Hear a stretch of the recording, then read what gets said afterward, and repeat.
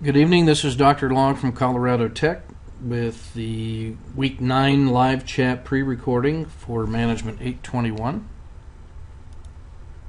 I'll be following this agenda. I'll comment on reading reviews, then personal reflection journals, and then on your comments and other folks' postings. We'll take a look at the week ahead, and we'll consider IRBs, the experiential learning exercise, and then a preview of the weekly readings. And this week the readings are chapters 16, 19, and 20. Summary of readings. Remember to use the three-part format and don't cut short the summary of theory. There has to be enough there to make a point. The reading summaries this week were exceptionally good. That's the standard. Keep up the momentum. We got the end in sight here. And this is your chance really to refine your own personal understanding of these theories. So, do it for yourself and do it for your peers. Personal reflection journals, again, use the four-part structure explicitly, either in the four-column matrix or the four paragraphs with the sections clearly identified. You should listen to the chat from last week. I'm not going to repeat it tonight. On the purpose of the reflection journal, and why we're focusing on that as doctoral students in this program, in order to develop a sense of self as instrument.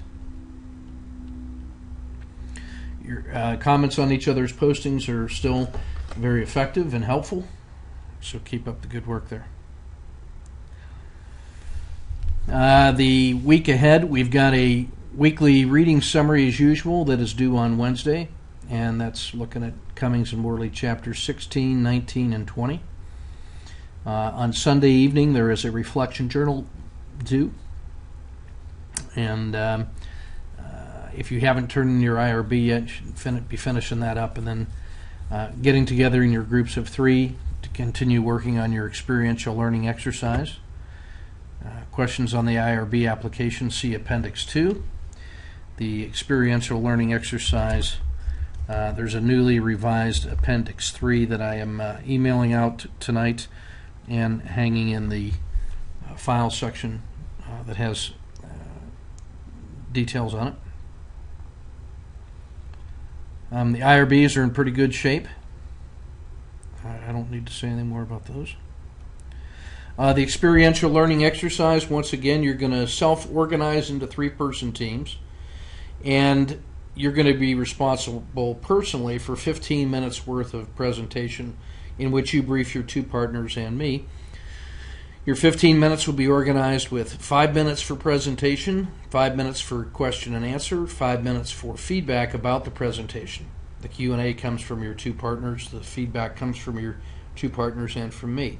You'll need to be sharing your PowerPoint presentation or file saving it as a version 97-2003 so that live chat can accommodate it. You'll upload your shared file to live chat, and then we'll use the live chat feature for the presentations. Schedule your times with me. Generally speaking, any evening after 8 p.m. Central is going to work, or on weekends by appointment based on our mutual schedules. You are free to use the live chat as much as you want ahead of time for rehearsals. It's pretty easy to do. The purpose of the experiential learning exercise is a rehearsal for you so that your initial interaction with your clients, workers, and the stakeholders goes smoothly. You've probably been working with a key person so far, and they're read in on who you are and what you're doing, but the stakeholders and rest of the workforce possibly not. So this is a chance for you to practice that elevator speech. The format for your individual briefing will be summary of client and the environment. You'll describe the problem or opportunity for your 2 peers and myself. You'll share the purpose, outcomes, and deliverables that have been negotiated between you and your client key person. You'll talk about who the stakeholders and their roles and what your role will be. Talk about the methods for the intervention or the data collection or the analysis, because it will vary. Talk about the critical tasks and the timelines for next term. You talk about the expectations that have developed so far from you and from your client, and just give us an update on the current status of where you are in the project. So you get 5 minutes to knock that out, and you should be able to do that in 5 minutes.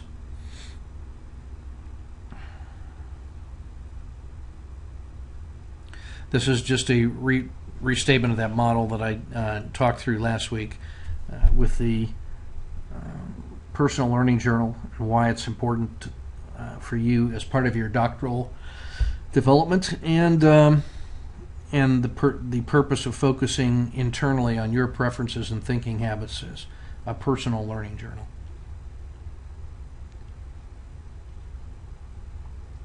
Chapter 16 we've looked at once before. You may not have gone deeply into that chapter on your summary of theory, so I'll just briefly talk about the highlights again. That it involves work design and the actually three basic approaches to it. The engineering approach, which comes out of Frederick Taylor and looks at work as mechanistic process in motion, and you look to do that efficiently and effectively. Then there's the motivational approach, which looks at the human factors side and considers the core dimensions of jobs, differences between people and how that can affect the design of work and their reaction to it. It summarizes the application stages about how you would go about doing a motivational approach. And then it talks about practical barriers to job enrichment from the literature. The third approach is the socio-technical systems approach, which in my view is a blend of those two, a holistic top-down view that considers both the process and the mechanistic side of it and the human dimensions of it, thus the name socio-technical. It provides a good conceptual background in that chapter on where it came about and why there was a need to integrate the two previous approaches.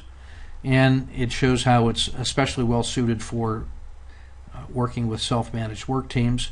There's a list of the application stages or the steps you'd go through to do the socio-technical approach, and it talks about the results of self-managed teams, which generally are very favorable. There are some planning considerations then for designing work for both technical and the personal needs, and goes through the technical need factors and the personal need factors, and then considerations for being able to meet both, and then negotiating the trade-off in the trade space between those two sets of what can at times be competing needs. There's a set of two case studies, one that looks at the Hartford Insurance Company. We talked about enriching jobs, and then at ABB, what it was like for them to move to self-managed teams. In Chapter 19, we move on to managing workforce diversity and wellness, and I think this is a really good summary of an awful lot of literature that's been written. Talks about workforce diversity interventions, what are the goals, and the application stages, in other words, what steps would you go through, and generally the results, which are very positive, and then talks about employee stress and wellness interventions with a list of 4 detailed case studies that will allow you to go deeper into that theory should you choose to do so. Employee diversity at Baxter Export, then the health and wellness program at Johnson & Johnson, employee benefits negotiations at HealthCo, and then Sharp BMW talked about some wellness programs as well. I thought this was a pretty good graphic. Comes out of Chapter 19, the general framework for managing diversity, that shows the environmental conditions of external pressures for and against diversity, and then some of the internal environmental pressures for and against diversity that could, and then shows how solutions are found somewhere in between. Management's perspective and priorities, strategic responses of the organization and of people, and then techniques of implementing. And then the book goes into pretty good detail, exploring a lot of the different planning dimensions of those 3 areas, and then considering how it interacts with the internal culture and then the external environment. This is a quick summary table that is covered extensively in the book. The explanations are very good. It shows 2 different dimensions of workforce differences based on the variables of age, gender, disability, culture and values, and then sexual orientation, and then the trends for each of those variables, what the implications and the needs are based on the direction of those trends, and then the kinds of interventions that are appropriate based on whichever variable or sets of variables is really dominating. And so I won't read the chart to you, but you'll find that to be a helpful summary of the theory. The next diagram comes from chapter 19, also stress management, diagnosis and intervention, and really treats it as a process model, and the end point is as consequences. But it starts with an itemization of the different generators of workplace stressors, the physical environment itself, and then stressors that can arise out of the individual themselves, the group that they're in, or organizational stressors. And then they examine a definition of stress defined as how the individual perceives occupational stressors and their reactions to it. And then that there is a modification layer in there between the workplace stressors and the stress response. That's a function of individual differences that come in two large categories. The first one is the cognitive affective, that's sort of your rational / emotional brain. And then the second group is the biological or demographic characteristics of the group in question or the individual in question, because ability to respond to stress or absorb stress or handle stress or be subject to it has a biological demographic component as well. So under the cognitive and affective, there's a type A or type B personality. Their hardiness or emotional resilience is another way to look at it, if we want to tap into the Thatch and Carey language. That's sort of robustness and thick-skinnedness. Social support networks that may be available to either filter out or help process away the stress response. And then negative affectivity, which is a general outlook on life or a typical emotional response to environmental stresses. So those things that modify the reaction of the individual to workplace stressors, and then those lead to consequences.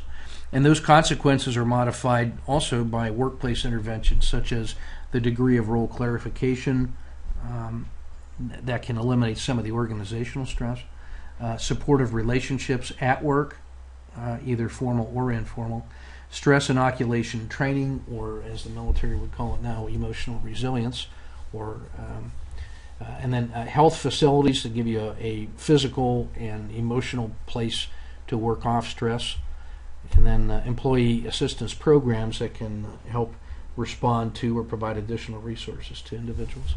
So all of those then feed into this set of consequences that have these 5 dimensions, either subjective consequences on the individual and in the way they interpret it, and as those consequences are interpreted by management, behavioral, cognitive, physiological, and organizational consequences. All of these individual and group responses to stress have these kinds of implications. So the results of workforce diversity and wellness programs in general, the following things can be said after a literature review: that the great variety of interventions makes it really hard to provide overall conclusions like you might find in a meta-study, although it is safe to say that generally the interventions have had positive results and are a value add for the cost, that there is evidence that they help reduce stress and role ambiguity and increase job satisfaction, that there is improved interpersonal relationships by people that go through them, which in turn leads to improved production and quality, which is what we saw last week when we saw that employee engagement and empowerment also led to improvement in production quality and interpersonal relationships. So there's a holistic approach here, almost like preventative medicine, that an enlightened organization would be well advised to take advantage of. There is a final warning in that section, though, that talks about being cautious because of the difficulty in conducting effective research designs and designing perceptual measures, since many of these things tend to be subjective estimates of that come from individuals. The results point in the direction that organizations should become more aware of their value in helping employees, and it has both a moral and a bottom line component that by creating supportive, cohesive work groups, you're helping individuals cope and reducing your own medical costs and cost of operations. So you can do well by doing good. Organizations can help get out in front of some of the stressor events by identifying the new ones as soon as possible, which can often happen when new products are introduced or responding to emergencies or responding to customer complaints, which is shown to be a very high stress generator. There's also a note just when you're in this business that being an internal organizational development person is very stressful to you, the practitioner, because you're always on the cutting edge trying to find trade-offs and listening to things from different points of view. You tend to live in a high-stress environment, so just recognize that that does have consequences for you and your own health.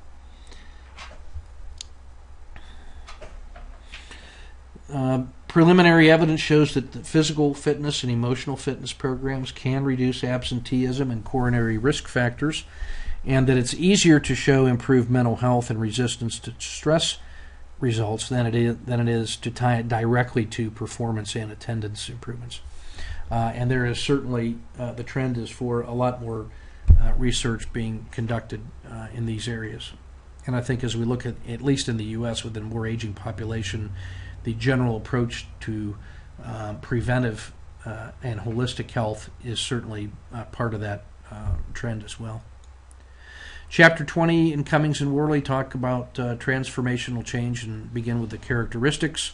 And these are sort of the 6 dimensions of those characteristics, that the triggers are often environmental and or internal disruptions, and not really business as usual, but really significant nonlinear changes like industry discontinuities, shifts in product life cycle, and internal company dynamics where the normal routine coping mechanisms no longer are really perceived as being effective. These transformations are generally aimed at a competitive advantage, looking to establish uniqueness or a new value proposition, and hopefully are going to be difficult to imitate by the competitors and thus create a protected competitive advantage that's robust. They tend to be systemic and revolutionary, in which we mean the entire organization is altered fundamentally, and that this change effort overcomes the status quo by avoiding a piecemeal approach, or little pieces at a time. Despite the idea of Cotter talking about having pilot programs and start small and build momentum, if you take that as part of a larger plan, then you can still accomplish both of those factors. And revolutionary in the sense that a majority of the individuals in the organization are going to change their behavior or perceptions, or both, in some fashion. They typically call for a new organizing paradigm, either with the organization in respect to its environment or in which the internal organizational design is changed. A new metaphor at work, if you will, a new vision. It has to be driven by senior executives and line management both, because of the need for leadership and vision and underwriting the risk, and also because of the resource allocation decisions that both sets of leaders have. And they'll typically be involved in envisioning, energizing, and enabling. And in every case, the transformational change comes along with a significant learning component in terms of being able to scope problems, sense what's going on in the environment, framing problems in a new way, and engaging in creative and critical ways. This is Cummings and Worley's generic integrated change model, or strategic change model. It starts with step 1, strategic analysis, where you're looking at the current strategy, S1, and tying that to the current organizational design in order to manifest or make that real. And then step 2, you leap ahead to the future and define that future state, where you talk about the then to be current strategy, and then the new proposed organizational design, the strategic choices you make about both of those, and then an implementation plan, a strategic change implementation plan, which is the process of designing and then implementing a plan that gets you from the first state to the second state.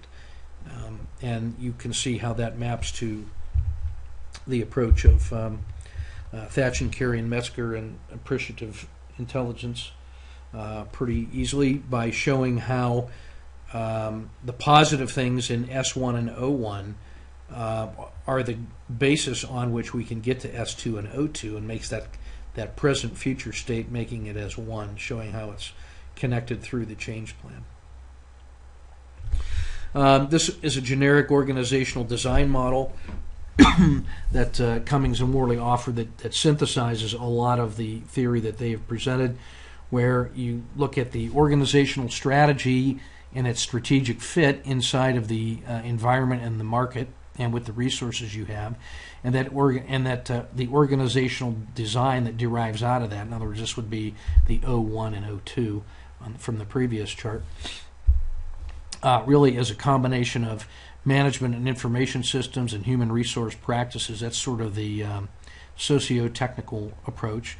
And then looking at detailed organizational structure and then the design of individual workspaces. And all of those have a design fit category, that all four of those have to make sense in relationship to each other and then be a good fit to the strategy of the organization and then how it fits in the environment. So there are constantly checking design for goodness of fit, and that's a nice way to represent socio-technical design. And so when you think about organizational design, the two general approaches, mechanistic design and then organic design, have these following dimensions, and then the differences. I'll let you read those: the strategy, structure, the design of work, and then human resources design, and then management and information systems. That comes out of that previous diagram. And then depending on your philosophy or perspective or general approach, you will see these kind of features shake out. So I'll leave that for you to review. The rest of Cummings and Worley then talks about cultural change, and then offers a couple case studies: managing strategic change at Microsoft Canada, which talked about the conceptual framework really of their business and organization, and that's really more of the strategic fit with organizational design. And the case study number 2, org design and Deere Company, looked more at the internal aspects of organizational culture and effectiveness and how they went about diagnosing culture. It talks then about 3 approaches: the behavioral approach, the competing values approach, and then the deep assumptions approach. And I'll let you read those in the book. I think they're all pretty valid, and then depending on the kind of cultural situation you think you're in and what leadership feels is appropriate, you might pick any one of those. And then in the final section, they offer some practical advice for cultural change, regardless of which of the 3 specific approaches, but it's almost always going to share these common steps about formulating a clear vision, displaying top-level management commitment, then modeling cultural change at the highest levels: do as I say and do as I do, leading by example, modifying the organization to support the organizational change, not just changing policies, but actually adjusting the infrastructure of the organization itself, then selecting and socializing newcomers into the new ways and terminating those who just will not comply or cannot comply, and then inside a framework that is sensitive to both ethical and legal concerns.